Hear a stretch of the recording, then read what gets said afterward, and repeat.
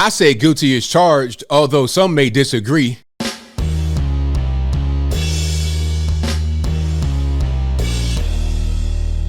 How's everybody doing? My name is Anthony Brian Logan, and today we got to talk about the governor of Oklahoma granting Julius Jones clemency, therefore stopping his execution and giving him life without parole in the penitentiary instead. Now, a lot of you guys are wondering, who is Julius Jones? Why should I care? Why do I see Kim Kardashian all over television, all over the internet talking about this guy? And why do you, ABL, think that this guy is guilty as charged and should be in the chair rather than having life without parole in the penitentiary? I'm going to back up to explain what happened here just so we're on the same page with each other and so you can see where I'm coming from. Now, let's go back to Edmond, Oklahoma in 1999. Julius Jones and his co-defendant, Christopher Jordan, were allegedly prolific car thieves. And one night, Paul Scott Howell, his sister, and his two kids pulled up to his parents' driveway in a Suburban. As soon as Mr. Howell gets out of the car, Julius Jones allegedly puts a gun to his head and shoots him point blank range. The kids and the sister are able to get out of the car, and Julius Jones and the Cody, I'll talk about him a little bit more in a minute, Christopher Jordan, get into the car and drive away. And as they're driving off of the parents' driveway, they run over Mr. Howell's body. Really gruesome, really crazy. Now, these guys, or at least Julius Jones, were spotted around town driving this car. And one of them were filmed on a camera outside of a gas station abandoning the car because they probably were trying to sell it. But who wants to buy that car when you guys done got caught up in a murder carjacking? It's all over the news, all over the newspapers. Who wants that car? Nobody. So they left it. Now, people are trying to say that Julius Jones was innocent and the police are racist and they framed him. It was really the Cody that did it, Christopher Jordan, all this and that. And I think what they're basing that on is one piece testimony from one of the kids or the sister or both, because obviously they were right there. They saw it. One of the kids said that she saw Julius Jones come up to the car and she waved because she was a little kid. She don't know what's going on. She just see a person. She don't understand the severity of the situation, but she saw him, and she saw him shoot her dad in the head, and his head went like that. She saw it. She's seen that every night before she goes to bed for the past 22 years, 1999. So you have witnesses. Now, one of them said that they saw an inch or two of hair poking out from like a bandana or a do-rag or a scarf. Now, at the time, Julius Jones had a low cut. They said it was a quote-unquote shaved head, but that's not necessarily the same thing as a low cut, right? I have a shaved head, but a low cut is when you just have hair, but it's really close to your, that's not the same thing as shaved. Now, Christopher Jordan, on the other hand, had braids. He had cornrows. So they're trying to say that the hair she saw were cornrows coming out from the bottom of the cap or the do-rag or the scarf or the mask or whatever it was over his head. But she wasn't saying that. She was just saying she saw like a sideburn type thing. Okay. That's what it was. Now, they asked her in court if she knew what cornrows were because she testified in court. And she's like, no, I don't know what those are. Braids. And she said that she did not see braids. She just saw hair coming out of the opening in between the skin where it probably would stop and the cap. But they were trying to twist it to say that she saw braids, therefore pointing the finger at the Cody, Christopher Jordan, and not Julius Jones, right? Now, the Cody did snitch. He said that he was there. He was a getaway driver. And he snitched on Julius Jones saying that he did it. He was right there with him. So you have witnesses, the daughters that were right there, the sister that were right there, people around town that saw them or at least him driving the car. The Cody snitched. I mean, what more is it to say? How is anybody saying that Julius Jones is innocent? There is no innocence. And to get into some more evidence that's on the table, The murder weapon was found at Julius Jones's house in his room. I'm not really sure where he lived with his grandma or whoever, but they found the murder weapon, ballistics matched. He had a red bandana over his face during his commission of the crime.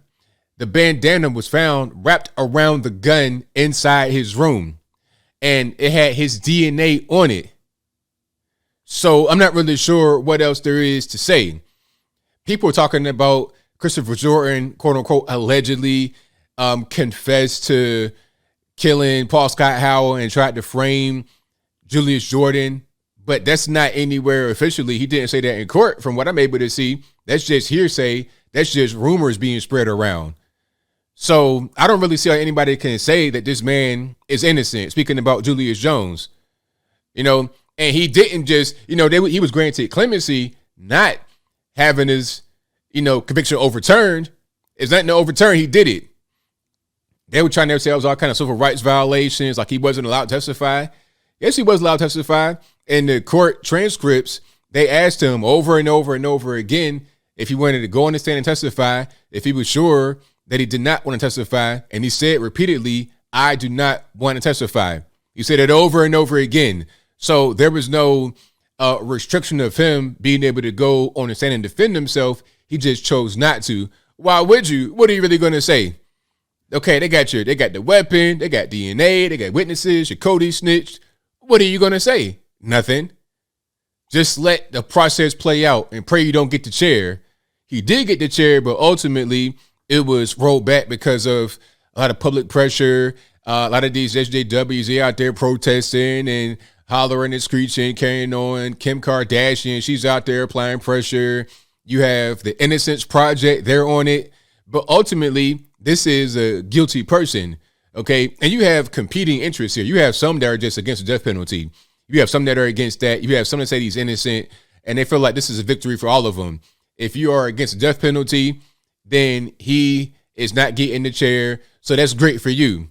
Now, if you are a person that says he's innocent, you're glad that he's still able to live to see another day and not get executed. But ultimately, this man did this.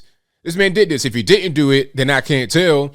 All the evidence points to his direction. You got DNA, the murder weapon, witnesses, Cody snitching. I mean, what else is it? Okay. Everything points to his direction. Now they were trying to say in this documentary or a podcast or something like that, oh, he was playing basketball at the college at Oklahoma, and you got to be really good to start. And he was playing football. He was not playing any sports in college. He was enrolled for a brief period of time and left or flunked out or a combination of both. Okay. He was not some kind of sports star. He was not even enrolled in college at the time. He was out there stealing cars with his Cody. That's what he was doing. He was stealing cars. You were a career criminal. You're living life out there on the street, getting money that way. You were not some kind of good boy. You were not some kind of worker or something like that. And you know what? I hate stories like this where they try to say, poor black man, railroaded by the system. Why must we uplift guys like this, trash like this? This is not normal for human beings. Why must it be crafted like, why is a narrative crafted like these kind of men, these kind of black men are the same as me? I reject that notion 100%. 100%. I'm not like him. I want to get away from guys like that. Guys like that need to be up under the penitentiary. And if the law says to get the rope or the chair, then it is what it is. I'm cool with that. I'm totally cool with that. You're going to kill a man just in front of his kids, little girls, little kids having nightmares for 22 years over a car that you don't even sell. You didn't even get anything out of it. Senseless, ridiculous crimes, killing innocent people. Why? And the same people that want this guy to get out of the penitentiary for killing the man in cold blood, but all the evidence pointing in his direction, those same people will be the ones that say that Kyle Rittenhouse shouldn't have been out there defending himself against those that were attacking him. Make that make sense. Who are you rooting for? Are you rooting for the victim or the perpetrator? At this point, I can't tell, but at a certain point I can, because I see the pattern that's starting to unfold. These people on the left, as I close, they root for those who they kind of feel a connection to.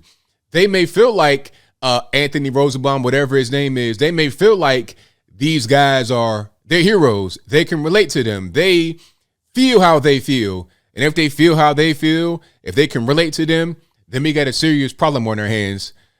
But I think I'll leave that right there for now. And what say you? How do you feel about Julius Jones in his case out of Edmond, Oklahoma back in 1999? Is he innocent? Is he guilty? Should he get the chair, not get the chair? Whatever your thoughts are, let me know in the comments below. You guys know where I stand. This guy is guilty. He was convicted.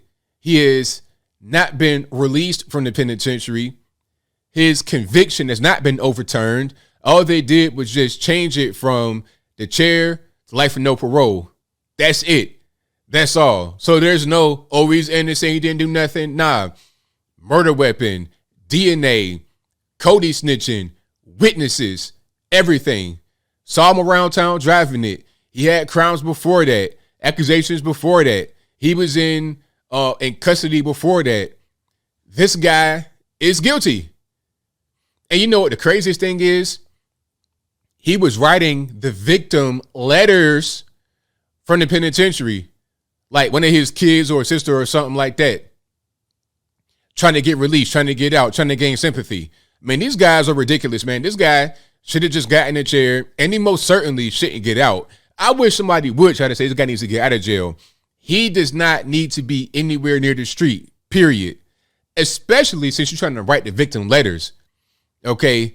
And the victim didn't ask for it. It's one thing if the victim wants to reach out to you to try and gain some closure or forgiveness for themselves so they're able to sleep at night. That's one thing. But if you just out of the blue write them letters, see, you're too dangerous. You need to be in jail, never to come home again. But whatever your thoughts are, please let me know in the comments below. And that's all I got to say for this video. If you like what you heard, please comment, rate, share, and subscribe. Peace.